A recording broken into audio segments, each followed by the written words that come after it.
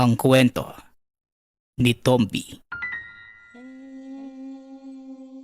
Ang kwentong ito ay hango sa totoong buhay. Mula ito sa isa nating tagapakinig. Karanasan ito ni Vico. Walang eksaktong taon. Probinsya ng Cebu. Mabuti naman at nakauwi ka na, iho. Pero sino itong kasama mo? Magandang hapon po, Lolo. Siya nga pala si... Ako nga po pala si Andres, kasamahan ni Vico. Tama po, Lolo. Kasamahan ko po siya. Nasaan po pala si tatay? Ganun ba, iho? O siya, tumuloy muna kayo. Nasa loob ang iyong ama. Tamang-tama maghahapunan na. Sige po, Lolo. Pupuntahan ko po muna si tatay, ha? Pumasok ang dalawa sa loob ng tahanan. Sinalubong sila ng isang matipunong lalaki. Oh, nandito ka na pala. Mabuti at naisipan mo pang umuwi. Alam mo bang nag-aalala ang nanay mo sa'yo? Alam niyo naman po yung dahilan, tay, kung bakit kailangan kong umalis. Siya nga pala, si Andres. Kasama ko sa revolusyon. Anong masamang hangin ang nagdala sa'yo rito? Tahimik na namumuhay ang baryo. Ayaw na namin ng anumang kaguluhan. Dito na nagpasyang makisali sa usapan si Andres. Ipagpaumanhin po ninyo ang pagsabat ko sa usapan. Pero sa tono ng pananalita mo, parang minamasama mo ang pagpunta namin dito. Alam mo ba na ang panganib na sinasabi mo, malapit nang kumatok sa pinto ng tahanang ito? Ano ang ibig sabihin ng taong ito, Vico? Dumating na sa probinsya ang puwersang Hapon mula sa ibang dako ng bansa. Kasalukuyang nasa kagubatan sila. Hindi malayo sa mismong kinaroroonan natin. Ginawa nilang taguan ng makapal na kagubatan ng patag. Kung totoo ang sinasabi mo, bakit hindi ito nakakarating sa akin? Walang magdanakaw ang magsasabi ng plano. Kaibigan, iisa lang ang adhikain ko sa pagpunta rito. At yun ay pigilan ng mga sundalo sa paglika ng anumang kaguluhan at sirain ang kapayapaan ng lugar na ito. Tama ka. Kahit ang mga Espanyol, hindi kami nagawang pasukin. Pinangalagaan namin ang kapayapaang ito sa loob ng mahabang panahon. Walang pinagkaiba ang mga Hapon kung nagawa naming pangalagaan ng baryo laban sa Espanyol. Bakit hindi namin yung kayang gawin laban sa mga Hapon? Ibang taktik ang ginagamit ng mga Hapon. Mas malakas ang kanilang mga armas. Mas matalino kaysa sa mga Kastila. At may mga mas mataas na kasanayan pagdating sa pakikipagdigma. Wala silang awa. Minsan ko nang nakaharap ang ilan sa kanilang mga sundalo. Kaya ako nasasabi ito sa'yo. Kung gayon, bakit si Vico ang pinili mong sumama? Ang anak mo, isa sa pinagkakatiwalaan ng samahan. Bukod doon, dito siya pinanganak sa kabundukan ng Cebu. Kaya malaki ang tiwala kung alam niya ang pasikot-sikot ng kagubatan. Malaki ang tiwala ko kay Vico pagdating sa nabigasyon sa loob ng kagubatan. Ngunit kung totoo man ang sinasabi mo, delikado ang pumasok doon nang walang sapat na paghahanda. Yan mismo ang dahilan kung bakit kailangan kong pasukin ang kagubatan ng patag. Hindi ko alam ang eksaktong lokasyon ng kanilang kuta at kung ilan ang bilang nila at kung ano ang mga armas na dala ng mga Hapon. Lahat yon kailangan kong malaman para makapaghanda sa posibleng mangyari. Nauunawaan ko ang gusto mong sabihin. Pero bakit kailangan mong idamay ang anak ko? Tatay, sarili kong kagustuhan ang samahan sa loob ng kagubatan si Andres. Kaya wag mo siyang sisihin. Pasya ko ang sumali sa revolusyon at bahagi ito ng aking tungkulin bilang sundalo ng ating bayan. Sundalo? Nadidinig mo ba ang sinasabi mo, Vico? Hindi ka sundalo. Ni hindi ka nga kilala ng gobyerno na naglilingkod kayo sa kanila. Ang tingin nila sa inyo mga tau-tauhan, mga manika na sa oras na wala ng pakinabang, idedispatcha sa tabi. Mababaon sa limot, hindi lang ang katawang lupa. Kailanman, hindi tayo kikilalanin ng pamahalang ito. Mga gerilya tayo, Vico, hindi mga sundalo. Sana lang yan ang tatandaan mo. Gerilya sa tingin ng mga taong nakasuot ng uniforme. Pero para sa kapwa nating magsasaka, tayo'y mga bayani. Hindi ko maunawaan kung bakit ko nadidinig ang lahat ng ito sa'yo, Tay. Nasaan yung alab ng pakikibaka sa puso mo? Isa ka sa mga taong naging katuwang ni Kapitan sa pakikipaglaban sa mga Kastila. Pero bakit parang naduduwag ka? Wala kang karapatang pagsalitaan ng ganyan ng iyong ama, Vico. Hindi naduduwag ang tatay mo, kundi nag-aalala. Unawain mong mabuti ang kanyang mga salita. Oo, Tay. Alam kong nag-aalala kayo. Natatakot din naman ako eh. Pero kailangang maging matatag. Kayo ang nagturo nito sa akin, hindi ba? Tinuruan kitang maging matapang. Hindi para magpatiwakal, kundi para mabuhay. At yun mismo ang ginagawa ko, Tay. Lahat ng ito para sa bayan. Para sa kalayaang mabuhay ng payapa. Huwag kang mag-alala, Renante. Sinisiguro ko sa iyo ang kaligtasan ng anak mo. Paano naman akong magtitiwala sa taong hindi ko kilala? Sa kalagitnaan ng pag-uusap ng tatlo, pumasok ng tahanan si Tatang Juanito. Para sa iyong kaalaman, Renante, ang taong kausap mo, walang iba kundi si Supremo Andres. Hindi ba tama ko? Mukhang wala na akong maitatago. Tama ho kayo. Ako nga si Andres. Andres, ang taong tumawag sa hukbo ng mga demonyo para dalhin ang impyerno sa bakuran ng mga Kastila. Paanong buhay ka pa? Yan din ang katanungang hindi ko masasagot. Pero masaya ako dahil ito ang pangarap ko. Pangarap?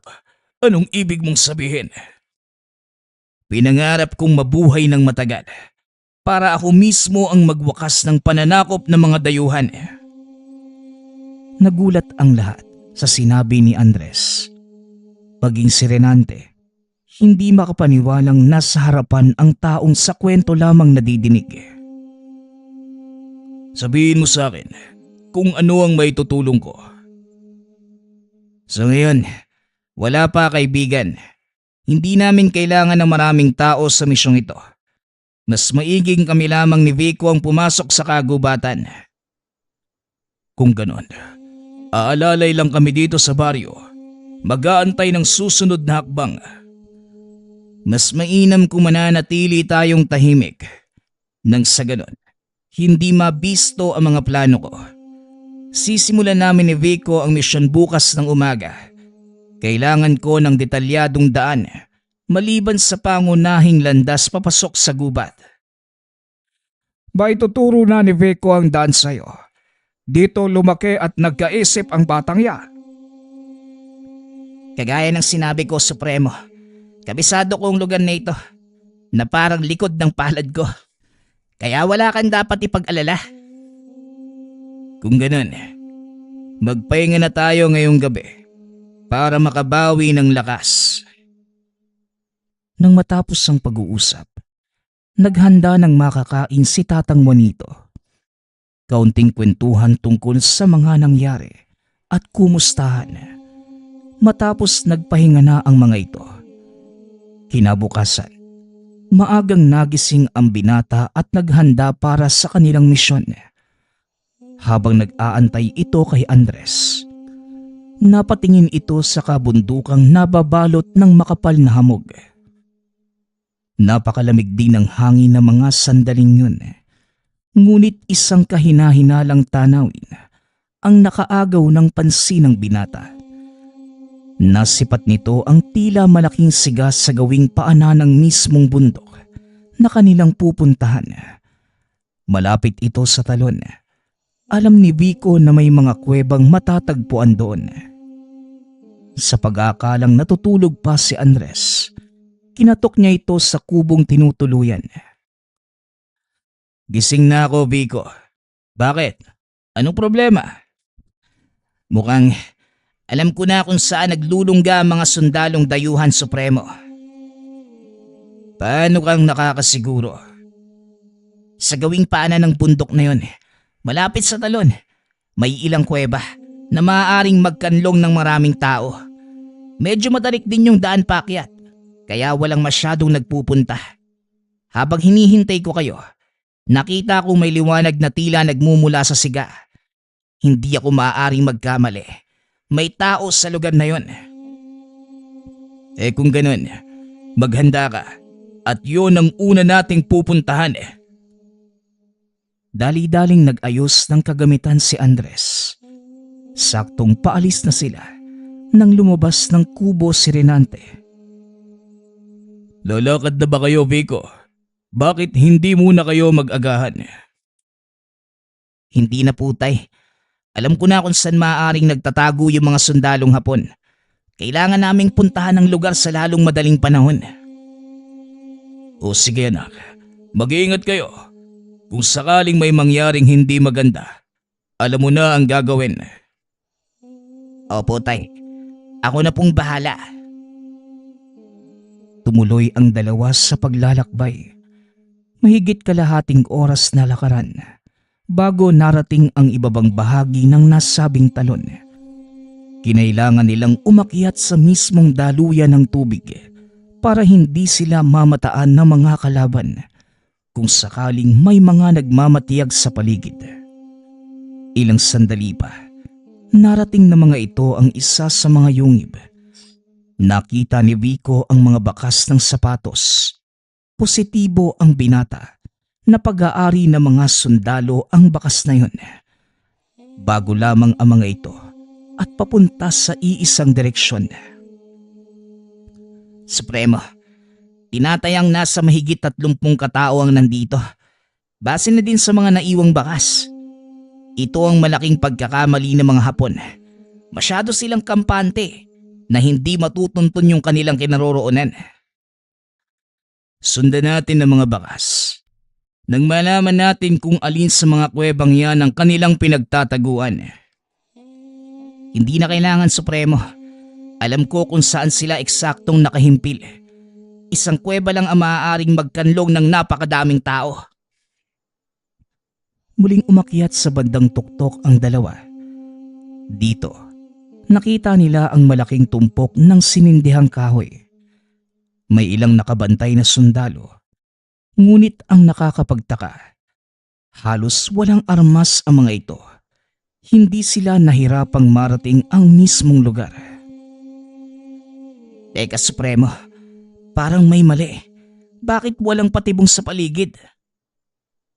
Maaring nakampante ang mga Hapon na walang susugod sa kanila sa lugar na ito. Kaya hindi nila kailangang maglatag ng mga patibong. Dito ka lang, Vico. Alam mo na ang gagawin kung sakaling hindi umayon sa plano ang lahat. Malinaw, Supremo. Lumabas mula sa pinagtataguan si Andres. Naglakad papunta sa mga sundalong nagbabantay. Nataranta ang mga ito nang makita ang lalaki.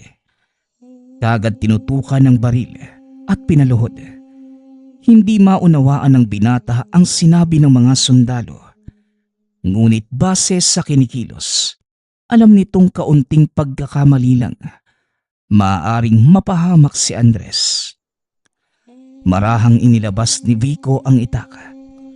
Naghanda sa pagsugod kung sakali mang may gawing hindi maganda ang mga Hapon. Ngunit nakita nitong kalmado lamang si Andres. Pasikreto itong sumenyas na wag itutuloy kung anumang binabalak. Nanatili si Vico sa pinagtataguan. Maya-maya, may lumabas na sundalo mula sa kuweba. Nakabenda ang ulo at putol ang isang kamay. Nilapitan nito si Andres at inutusang tumayo. Sumunod naman ang lalaki. Sinimulan nilang siyasatin ang katawan. para masigurong wala itong anumang sandata. Sino ka? Anong ginagawa mo sa bahagi ito ng kabundukan? Nagulat si Vico nang magsalita ang sundalong Hapon. Natuto na ito ng nitibong lingwahe. Isa lamang akong mangangahoy. Napadaan sa lugar na ito. Pasensya na kung nabulabog kayo. Ngunit wala akong masamang intensyon. Wika ni Andres. Ngunit kagaya ng inaasahan, hindi naniwala ang mga Hapon. Sinampal nito ang lalaki. Nanlaki ang mga mata ni Vico. Inakala nitong lalaban si Andres. Ngunit kabaliktaran ang nangyari. Nagmakaawa ang lalaki na wag na siyang sasaktan. Wala sa plano nila ang magpahuli. Ngunit yun mismo ang ginawa ni Andres. Itinali ng mga sundalo ang kamay ng Supremo. Hinila ito papasok ng kuweba. Bahagyang lumingon si Andres sa kinaroroonan ni Vico at ngumiti. Tumango ang binata. Nanatili sa kanyang kinaroroonan. Napagtanto nito na may ibang plano ang lalaki. Ilang sandali pa, nagsipagtakbuhan palabas ang mga Hapon. Ang ilan sa mga ito ay nagsisigaw habang may kung anong binabaril. Sa takot na baka makita ng mga papatakas sa sundalo, lumipat ng pwesto si Vico. Doon niya nakita ang malaking nilalang na palabas ng kuweba. Tangay-tangay nito sa bibig ang labi ng isang sundalo, habang hawak naman ang isa pa. Halos 10 talampakan ang taas na may mahabang braso, naglalakihang mga ngipin at 2 mahabang itim na sungay. Napatakip na lamang ng bibig ang binata nang mapagtantong isang demonyo ang nagpakita sa kanya. Wala itong magawa kundi ang manatili sa kinaroroonan sa takot na baka makita ng nilalang. Nakatakas ang ibang Hapon, ngunit marami sa mga ito ang napatay, kabilang ang kanilang pinuno. Hindi makatingin si Vico dahil napakabrutal ng ginagawang pagpatay ng halimaw. Kinakagat ang ulo ng kalaban at sapilitang hinihila ang katawan habang nagpupumiglas. Dinig na dinig ng pinata ang malutong na tunog ng mga nababasag na bungo habang ninunguya ito ng nilalang. Ilang sandali pa, tuluyan ng tumahimik ang paligid. Sinilip ni Vico ang bukana ng yungib. Nakita nitong nakaupo si Andres sa gilid habang pinagmamasda ng nilalang na sarap sa pagkain. Nagtataka ang binata kung ano ang ginagawa ng lalaki. Nagpasya itong lumabas sa pinagtataguan. Lumapit. Napalingon si Andres at dali-daling tumayo ang Supremo para pigilan ang binata. Diyan ka lang, Vico. Huwag kang aalis sa kinatatayuan mo kung ayaw mong lapain ang kanang nilalang na yan. Huminto si Vico. Dahan-dahang lumingon sa nilalang. Nakatitig ito sa kanya. Nagulat ang binata dahil noon niya lamang napansin na meron itong 4 na mata. Huwag mo siyang titigan sa mga mata, Vico. Nababasa niya ang laman ng puso mo. Kung may masama kang hangarin, malalaman ito ng nilalang.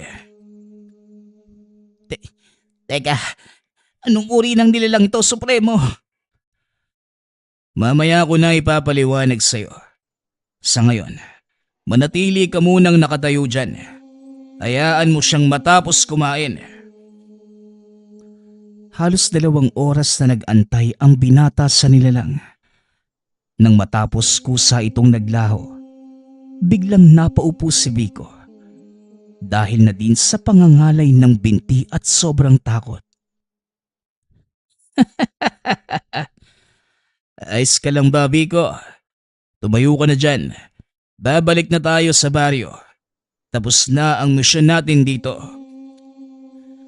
Sandali lang, Supremo. Hindi niyo pa sinasabi sa akin kung anong uri ng nilalang ang nakita ko at saan ito nanggaling.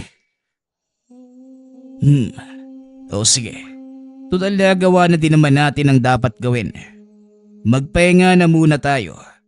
Sasabihin ko sa'yo kung ano ang nilalang na yun at saan ang galing. Pinaliwanag nito kay Vico ang mga nangyari. Ang nilalang na yun, isa sa mga halimaw na naninirahan sa lugar. Nagawa niya itong tawagin sa pamamagitan ng tangang mutya.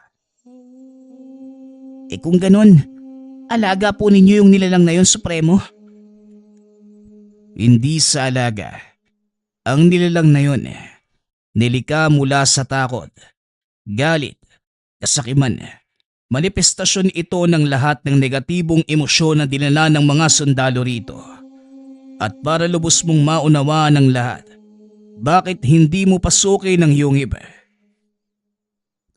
Bagaman natatakot, tumayo ang binata upang tignan ang laman ng yungib. Para na din maunawaan nito ang lahat ng sinasabi ni Andres. Kinuha ng binata ang sulong nakatayo sa tabi ng pasukan. Tumuloy na sa pagpasok. Sa bungad pa lang, sinalubong na si Vico ng nakakasulasok na amoy. Napakabigat na pakiramdam. Napakadilim sa loob ng yungib. Nakakabingi ang katahimikan. Ngunit nagpatuloy ang binata sa paglalakad.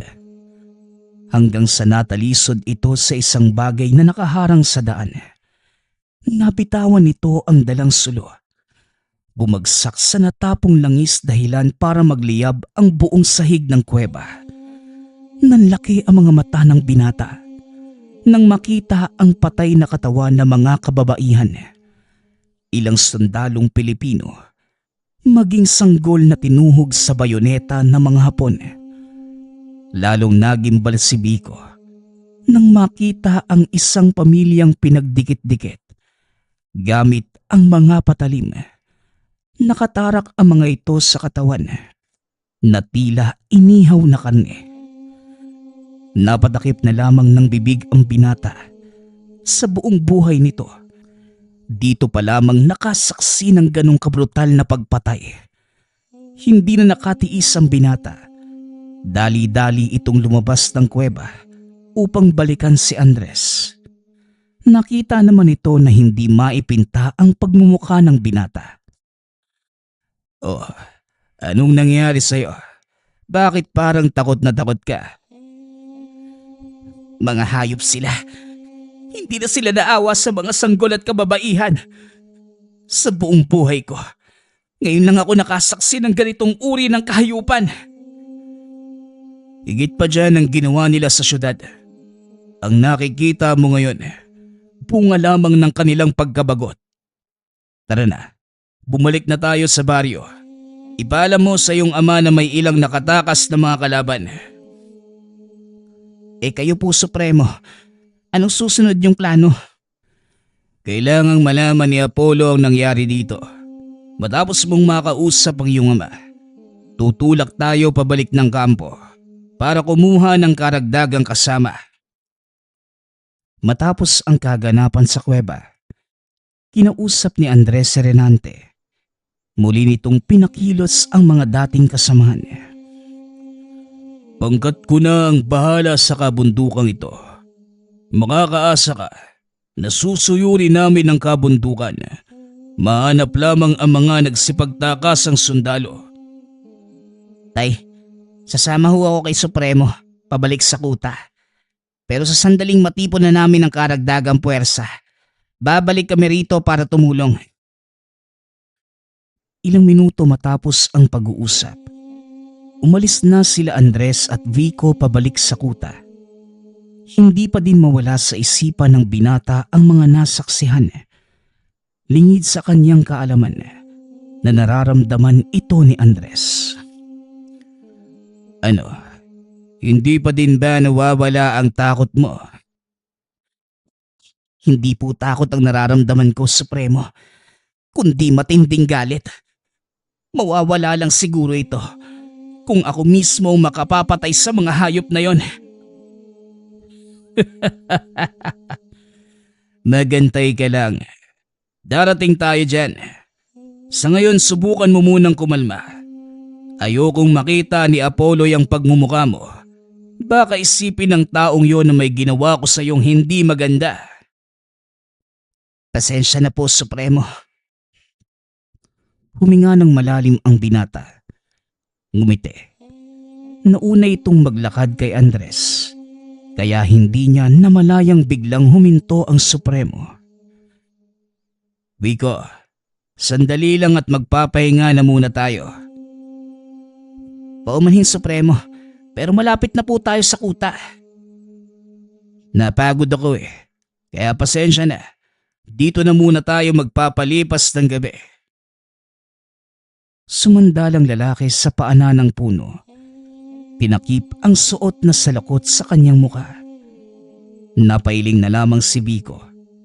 Kumuha ito ng ilang dahon ng anahaw at gumawa ng maliit na kubol na matutuluyan nilang dalawa. Magsisindi na sana ito ng siga.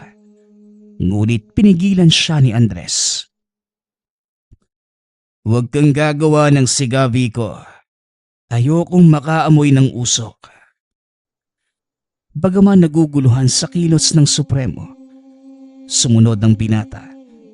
Kumuha ito ng dahon ng alagaw. Dinurog at inihalo sa langis. Ginamit niya itong pangbanyos upang hindi makagat ng mga insekto. Nanatiling tulog si Andres, habang si Vico naman patuloy lamang nakikiramdam sa paligid. Malayo sa mismong kalsada ang pinagkampuhan, kaya hindi sila bastang makikita kung sakaling may dumaan. Maya-maya pa, nakaramdam si Vico ng marahang yapak na mga taong paparating. Binunot ng binata ang itak. Tinignan kung saan nanggagaling ang mga yabag. Hanggang sa nakita ang figura ng mga taong papalapit sa kanila. Akmang tatayo na sana si Vico para sumugod, nang bigla itong hinawakan ni Andres sa laylayan ng damit. Huwag kang padalos-dalos, bata. Baka kumalat ang lamang loob mo sa gubat. Nilingon ng binata ang mga figura. Saka pa lamang napagtanto na hindi tao ang mga papalapit. Teka, anong mga nilalang yan, Supremo? Tangla ang tawag sa kanila. Huwag kang gagalaw. Dahil hindi nila nakikita ang mga bagay-bagay na hindi kumikilos. Dumapa ka sa lupa. Nang sa ganon hindi ka nila maaamoy. Dumapa ang binata. Hinayaang lampasan sila ng mga nilalang. Napansin ito na hindi nga sila nakita. Nang makalayo na, saka pa lamang tumayo si Andres at nagsindi ng sigarilyo. Mas delikado pa sa aswang ang mga nilalang na yun. Kung sinugod mo sila, malamang hindi ka nasisikatan ng araw. Ala, sige na. Magsindi ka na ng siga. Puno na ng pantalang binti ko.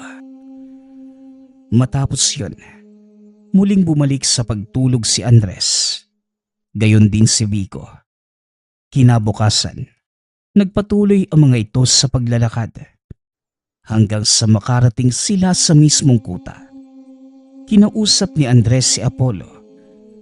Dali-dali itong nagpatawag ng pagpupulong. Mula sa malalayong lugar ang ilang kasapi. Kaya hinintay muna nila ang mga ito. Gabi na nang makapagsimula sa pag-uusap. Nagpasya si Vico na wag nang sumali. Alam niya ang detalye ng susunod na misyon. Pinagpahinga din ito ni Andres. Alam niyang matinding pagod ang pinagdaanan ng binata. Kinabukasan, paglabas ng kubo, nakita nitong nakahanda na ang mga tauhan ni Andres. Hinanap ni Vico ang lalaki. Natagpuan niya itong nakikipag-usap kay Apollo. Oh, nandito na pala yung bagong alalay mo Kumusta, Vico? Nakapagpahinga ka ba ng maayos? Opo, Senyor. Supremo, Sila ba yung kasama sa atin pabalik sa patag? Oo, sila nga ang sasama sa atin. Magsisilbing bantay sa paligid ng baryo. Dahil sa nangyari, siguradong gutom ang inabot na mga yun.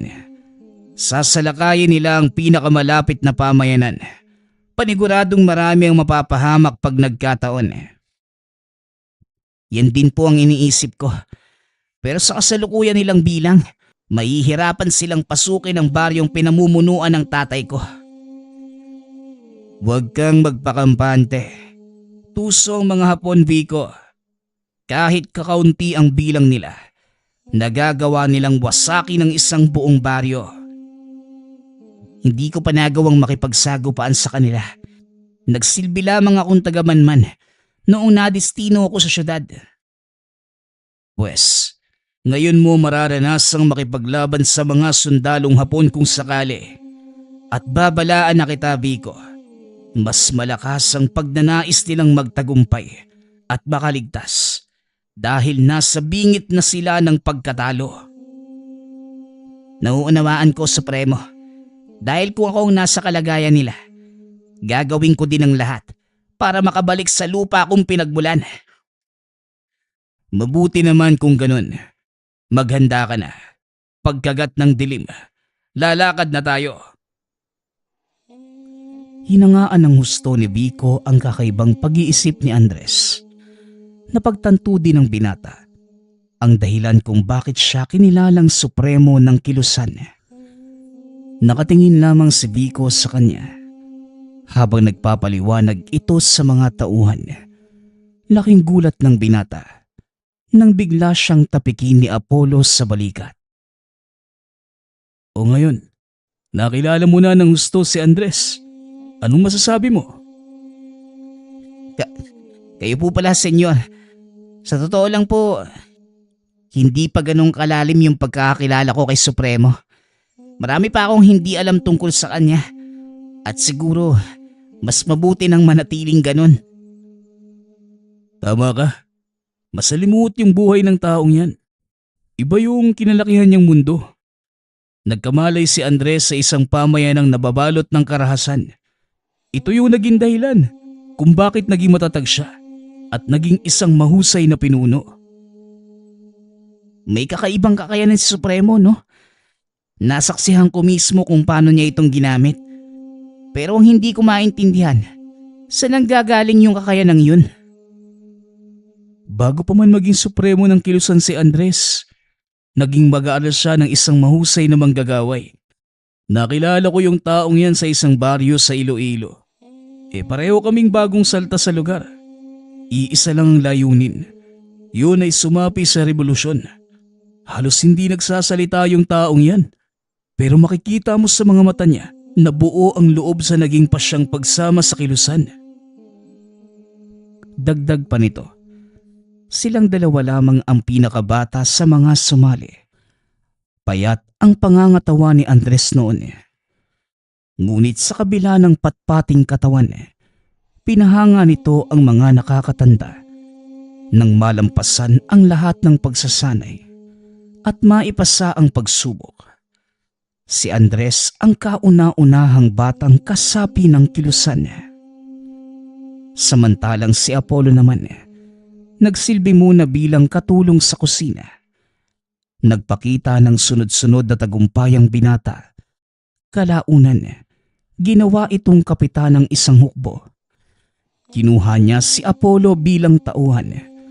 Dito nagsimula ang mas marami pa nilang tagumpay laban sa mga dayuhang mananakop. Yung kwento tungkol sa mga nasunog na Kastila, totoo po ba yun? Oo, totoong lahat ng yun. At ako ang buhay na saksi sa mga nangyari. Pero malaki yung naging kabayaran ng tagumpay na yun. Kinuha ng tinawag na demonyo ang kalahati ng kanyang kaluluwa. At ang markang nasa katawan niya ang patunay. At nagsisilbing paalala na hindi na buo ang pagkatao ni Supremo Andres. At ayokong kinakaawaan ako dahil doon. Kaya wag na wag kong madidinig sa iyo yon, Vico, na nababahag ka sa akin. Huwag kang mag-alala, Supremo. dahil hindi mo madidinig sa akin ng salitang awa. Hinahangaan kita dahil bibihira ang taong gagawin ang ginawa mo. O ikaw, Apollo, ano na naman ang sinabi mo sa taong ito? Wala naman, Supremo. Handa na ba yung mga tao? Oo, at ikaw na lang ang hinihintay nila. Kaso mukhang abala ka pa eh. Dispensa, Supremo. Handa na din ako. Nag-aantay na lang ng inyong huling utos. Pagkagat ng dilim, lalakad na tayo. Kinahapunan, tumulak ang pangkat papunta sa patag. Tahimik na nagmarcha ang mga ito hanggang sa marating ang kabundukan. Pansamantalang nagkampo sa paanan ng mga ito. Inantay ang pagsikat ng araw bago tuluyang pumasok ng kagubatan. Supremo, bakit hindi tayo tumuloy? Gusto kong pulungin mo ang mga tao. Sabihin mo sa kanila ang maaari nilang kaharapin. Sa oras na pumasok na tayo sa baryo. Masusunod, Supremo. Nilapitan ni Vico ang mga tao. Nagsimulang magbigay ng mga panuto. Sinabi din ng binata ang mga dapat at hindi dapat gawin sa sandaling tumuntong sila sa baluarte ng kanyang ama. Magugulat ka sa malalaman mo, Apollo. Ang tatay ng binatang yan. Walang iba kundi si Reynante. Ang mga ngasong naging katuwang ni Kapitan na palayasin ang mga Espanyol sa lupaing ito. Totoo ba yung sinasabi mo, Supremo? Isang alamat ang Reynante na yun. Siya yung kaisa-isang tao na lumaban at pumatay na mahigit 20 gwardya sibil sa isang pag-atake sa bayan. At ang baluarteng papasukin natin, baryo ng mga mangaso at batikang manunugis. Si Vico ang higit na nakakaalam sa takbo ng isipan ni Reynante. Kaya siya ang hinahayaan kong makipag-usap sa mga tao. Ilang sandali pa, natapos na si Vico sa pakikipag-usap. Inutusan nito ang mga taong magpahinga. Ang ilan ay nanatiling gising upang magbantay. Pagsapit ng umaga, tumuloy na sila sa pagpasok sa kagubatan. Naglakad ang mga ito sa isang linya sa pangunguna ni Vico. Kabisado ng binata ang mga patibong na inilatag ng kanyang ama sa lugar. Simula sa bukana hanggang sa mismong baryo ay punong-puno ng nakakamatay na patibong. Ang ilan sa mga ito ay nasira na ng mga Hapon nung una silang dumaan. Nakasabit pa sa puno ang bangkay ng ilan sa mga sinawing palad. Talaga palang mahusay sa depensa itong si Reynante, no? Hindi ko akalaing buhay pa ang taong yun sa loob ng mahabang panahon. Wala akong nadinig tungkol sa kanya. At ngayon, magkakaroon ako ng pagkakataong makita siya ng harapan. Huwag kang mag-alala, Apollo. Makikita mo rin ang taong yun. Malapit na ba tayo, Vico? Sandali na lang, Supremo. Kinailangan nating umikot sa kabilang bahagi ng bundok dahil maaaring binago ni Ama ang kinaroroonan ng mga patibong. Yon ang pinakamalapit na daan. At kung sakaling sumalakay man ang mga lagalag na sundalong Hapon, yon ang daang tatahakin nila. Nagpatuloy sa paglakad ang pangkat hanggang sa marating nila ang ikalawang pasukan ng Baryo Patag. Sinalubong sila ni Reynante. Maligayang pagdating sa Patag. Tumuloy kayo at magpahinga. Nagpahanda ko ng makakain. Nangaso ang mga kasamahan ko bilang paghahanda sa inyong pagdating. Maraming salamat, Reynante. Mga kasama, magpahinga na muna tayo. Mamaya, ilalatag na ang inyong mga tungkulin. Masayang nagkainan ang mga sundalo habang sina Andres at Apollo kinausap ng masinsinan sina Reynante at Vico. Kagaya ng inaasahan, natulala si Apollo nang makita si Reynante. Supremo, anong nangyari sa kasama mo? Bakit parang nakakita ng multo? Siya nga pala, ipinapakilala ko sa iyo, Renante. Si Apollo. Siya ang bise-kapitan ng aking pangkat. Isa sa mga tagahanga mo.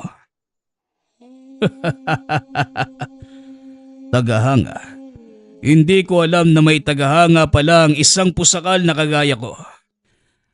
Pusakal? Kung ganon, ikaw lang ang pusakal na naging daan para mapalaya ang dalawang bayan. Bueno, isang tabi na muna natin ang mga papuri sa isa't isa. May mas mahalagang bagay tayong tatalakayin. Renante, may nangyari ba simula nang umalis kami ni Vico? Wala namang kaming namataang pagkilos o anumang aktibidad. Baliban na lang sa sunog na gawa ng ilang residente sa paligid. Mga residente? Ang akala ko ba ay wala ng tao sa paligid ng patag? Mula sila sa mga karatig baryo. Hindi mo rin masisisi ang mga yon. Dahil sa digmaan, marami ang nagugutom at tanging ang gubat lang ang kanilang maaasahan para mabuhay. Habang nag-uusap ang grupo, dumating ang isa sa mga tauhan ni Renante. Nakatalaga ito sa pagmamatiyag sa kagubatan. Ayon sa kawal, panibagong pangkat na mga sundalong Hapon ang dumating mula sa kanluran. Mukhang pinipili na talaga nila ang lugar na ito at panibagong problema na naman ang kakaharapin natin, Supremo. Tama ka, Apollo. Mabuti na lang at nakapaghanda tayo. Hindi ba, ang rason kung bakit sila napadpad sa lugar na ito ay dahil tinutugis sila ng mga sundalong Amerikano. Hindi ba mas malaking problema yon kung sakaling magpang-abot sila? Oo, Renante. Malaking problema nga yun. Kaya hindi na sila dapat maabutan ng mga sundalong puti. Tayo na mismo ang gagawa ng paraan. Apollo, matapos mong italaga ang mga tauhan sa kanilang mga posisyon, sumama ka sa amin ni Vico. Renante, ikaw ang mamuno sa puwersang may iwan dito. Alam mo na ang gagawin. Areglado, Supremo. Gayon din ay pakikilusing ko na ang aking mga manunugis. Sandali lang, kung may panibagong hukbo ng mga Hapon, hindi nyo ba naiisip na maaaring aktibo pa din ang kanilang himpilan? Kasi kung hindi, bakit sila magpapadala ng karagdagang puwersa? Biglang napaisip ang mga nakakatanda sa sinabi nito. May punto ang sinasabi mo, Vico. Maaaring nakarating sa kanilang pangunahing himpilan ang nangyari rito at nagpadala ng karagdagang puwersa para pabagsakin ang ating hukbo at masakop ang buong kagubatan. Dalawang bagay ang nakikita kong punteriya ng mga dayuhan supremo. Kung nakarating man sa kanila ang kaganapan, maaaring alam na din ng kanilang pamunuan kung sino ang may gawa nun at ang kanilang pakay. Hindi lang para sakupin ang buong gubat, kundi pati ang hanapin tayo. Alinman sa dalawang dahilan, pareho itong magdudulot ng peligro sa mga karatig pamayanan. Kailangan na nating kumilos. Ipagpaliban ang mga naunang plano. Vico, sasama ka sa akin. Sasalubungin natin ang paparating na puwersa. Nasusunod, Supremo.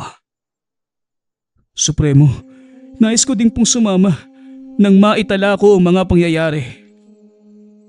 Maitala? Senyor Apollo? Isang manunulat si Apollo bago pa man siya maging revolusyonaryo. Parehong tapang at utak ang ginagamit niya para makibaka. Siya din ang nagpasiklab ng revolusyon sa ibang bayan sa pamamagitan ng kanyang mga akda sa periodiko. Manunulat na humahawak ng baril pero pumapatay gamit ang kanyang panulat. May kailangan pa ba kaming malaman tungkol sa iyo, Senyor Apollo? Masyado mo namang pinapalapad ang tenga ko, Andres. Libangan ko lang yung pagsusulat. Hindi ko nga akalaing makakarating ito sa mga pahayagan. Sige na, kumilos na tayo at tumatakbo ang oras. Dali-daling umalis ang tatlo para salubungin ang puwersa ng kalaban. Hindi nagtagal. Nakita nila ang mga ito sa ibaba ng lambak. Nasa bandang taas sila, kaya hindi napansin ng mga naglalakad na sundalo. Base sa kanilang ayos, hindi sila yung mga tipo ng sundalong tumatakas mula sa mga kalaban. Tignan mo, matataas na kalibre ng armas ang dala nila. Sigurado kong ang mga kahon na yan, pampasabog. Isa lang ang ibig sabihin nito. Tama nga ang sinabi mo, Vico. Ngayon ang kailangan nating gawin, humuli ng isa sa kanila para makapiga tayo ng impormasyon. Pero teka, sino sa inyo ang marunong ng kanilang salita? Ipaubaya mo na sa akin ang pagtatanong. O sige, kung ganun, tayo na Vico. Gusto kong makita ang husay mo sa pagtugis. Ngayon ka magpakitang gilas sa akin. Areglado, Supremo. Dali-daling tumayo ang binata. Tumakbo pababa ng lambak. Sinundan naman ito ng dalawa. Ngunit nakadistansya ang mga ito para hindi mamataan ng mga kalaban ang kanilang mga kilos. Mabilis na narating ni Vico ang kinaroroonan ng mga sundalo. Inilabas nito ang kanyang sumpit na may mga balang pampatulog. Tinira ang isa sa mga pinuno. Noong una ay tila wala itong naramdaman. Ngunit makalipas ang ilang minuto, bumagsak ito. Ito ang nagsilbing pagkakataon para kay Andres. Palihim nitong hinila ang ilang sundalo papunta sa sukal. Hindi alam ng mga kalaban kung sino ang umaatake at saan ito nagmumula. At dahil nabulabog, walang tigil na nagpaputok ang mga sundalong Hapon. Ngunit hindi nila alam kung saan naroroon ang mga kalaban. Huwag nyo nang pag-aksayahan ang pagod ng mga yan. Vico, siguraduhin mo ang kaligtasan ng opisyal na tinira mo ng sumpet. Kailangan natin siya ng buhay. Ako nang bahala sa mga natitirang sundalo. Wika ni Andres. Nakita ni Vico ang kakaibang ngiti sa mukha ng Supremo. Naglakad ito palapit sa mga sundalo. Natahimik ang lahat nang makita ang lalaki. Tinutukan nila ng baril si Andres. Binala ang wag lalapit. Ngunit hindi ito nagpatinag. Hawak-hawak nito ang mutya habang may kung anong ibinubulong. Maya-maya pa, biglang nagdilim ang paligid. Tinakpa ni Apollo ang mga mata ni Vico.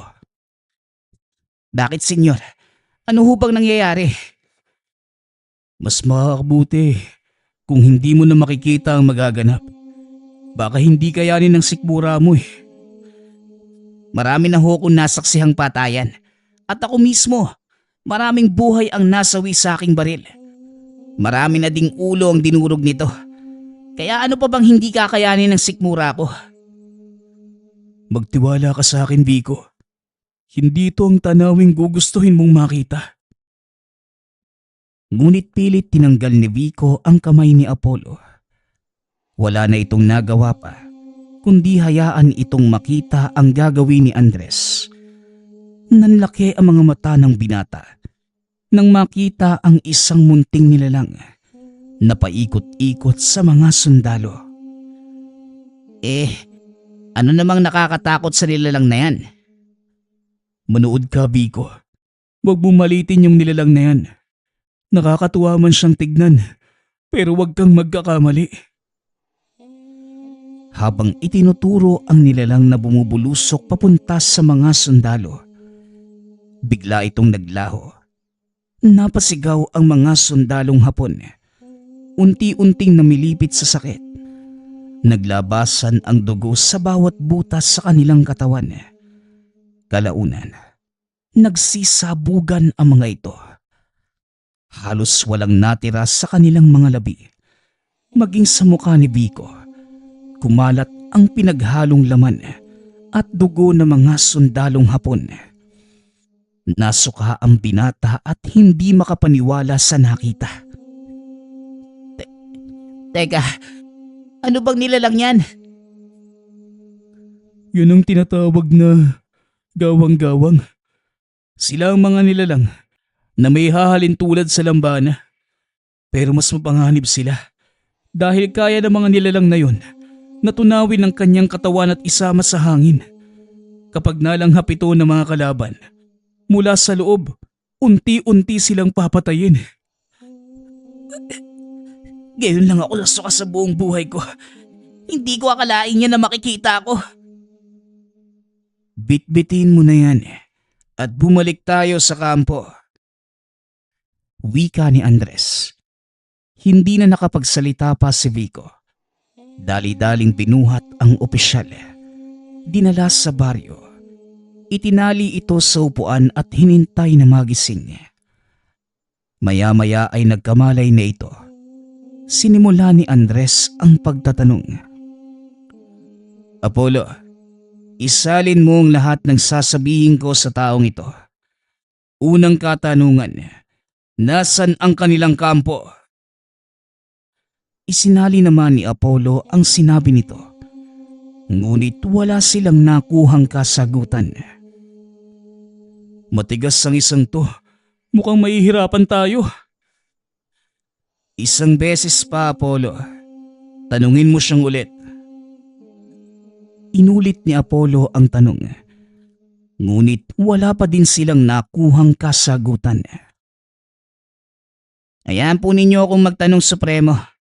Senyor Apollo, maaari mo bang itanong sa taong ito kung ano ang nangyari sa kanilang kampo? Sinunod naman ni Apollo ang sinabi ni Vico. Sa pagkakataong yun, nagkwento ang Hapon. Ayon dito, kakalapag pa lamang nila sa bansa nang salakayin sila ng mga sundalong Amerikano. Napilitan ang pangkat na umalis sa lugar. Pinili ang kabundukan ng Patag upang pagtaguan. Alam mong hindi kayo makakatakas sa kamay ng mga gerilya. Kahit saan man kayo magpunta, sinayang nyo lang ang mga buhay ninyo.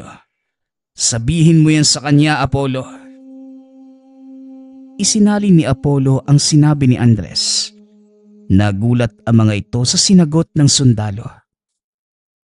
Ayon sa kanya, wala daw silang pinangihinayangan at kahit ano pang gawin ng mga Amerikano, itutuloy pa din nila ang kanilang imperyo ng pananakop. Bigayin mo na ang taong yan nang malaman na natin ang kanilang kinaroroonan. Itinuloy ni Vico ang pagtatanong. Ngunit hindi pa din ito sinabi ang kinaroroonan ng kanilang pangunahing himpilan sa probinsya. Ay nako. Mukhang abutin tayo ng siyam-siyam dito. Lumabas kayo, Vico. Apollo, ako nang bahala. Lumabas ang dalawa. Ilang minuto ang nakalipas. Nagsisigaw ang opisyal, kaya dali-daling pumasok ang mga ito. Magsasalita na yata ang isang to. Kausapin mo na, Apollo. Nauubusan na ako ng pasensya eh. Lumabas ng kubo si Andres. Ilang sandali pa ang nakalipas. Sumunod si Vico.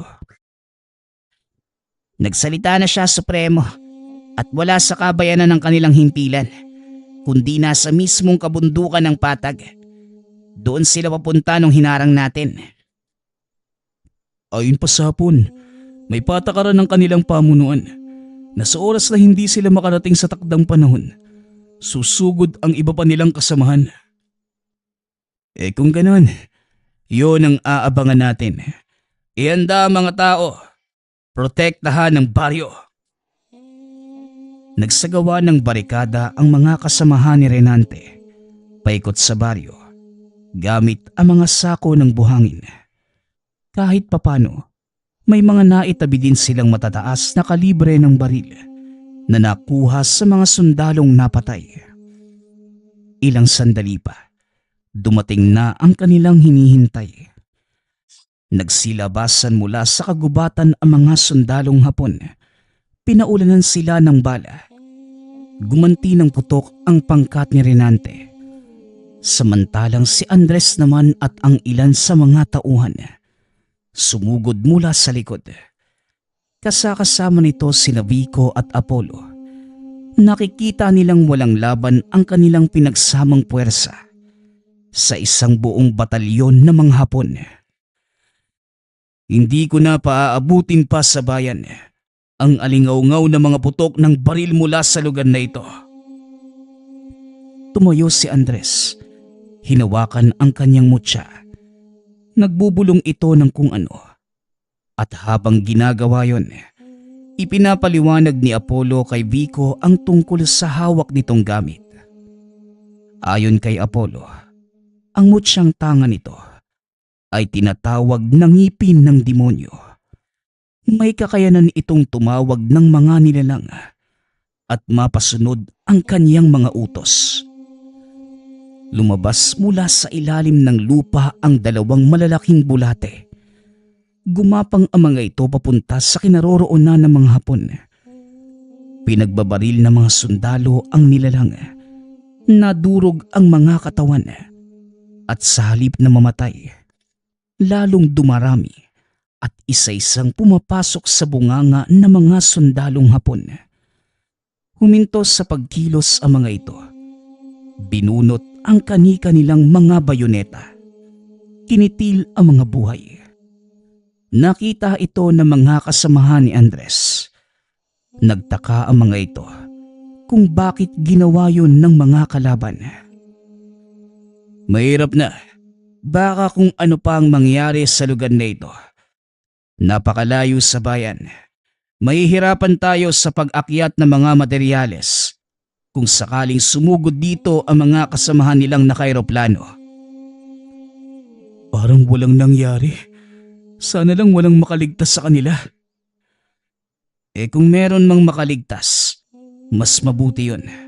Para malaman nilang walang sino man ang makakalupig sa atin. At kahit sino pa sila o ano pa ang dala nilang sandata. Nagsigawan ang mga tao. Ipinagdiwang ang tagumpay.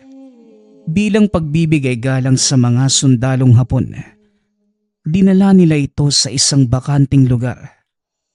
Doon inalayan ng disenteng libing. Gumawa ng malaking watawat ng bansang Hapon ang mga kababaihan. Inilatag sa lupa kung saan nakalibing ang mga sundalo. Supremo, bakit po ninyo ginagawa to? Kalaban natin sila eh. Hindi nila kailangan ng formal na libing. Sa digmaan lang tayo nagkakalaban. Ngunit sa oras na hubarin nila ang kanilang mga uniforme, natatapos na ang kanilang tungkulin bilang isang sundalo. Limot na din ang kanilang galit. Hindi ko maintindihan, Supremo. Oo, Vico. Sundalo sila at tungkulin nilang sumunod sa utos.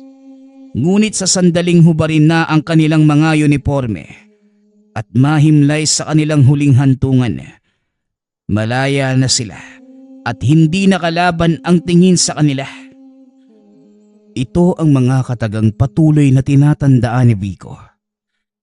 Kahit matapos pa ang digmaan, sumuko ang mga Hapon. Nagwakas ang mahabang digmaang sumira ng maraming buhay at ari-arian. Ngunit hindi kailanman malilimutan ng mga tao ang nangyari sa bundok na patag kung saan nasaksihan ang kapangyarihan ng agimat ni Andres. Nagpapasalamat nga pala ako sa lahat ng sumusuporta sa ating channel. Nawa ay patuloy niyong suportahan at pakinggan ang ating mga kwento.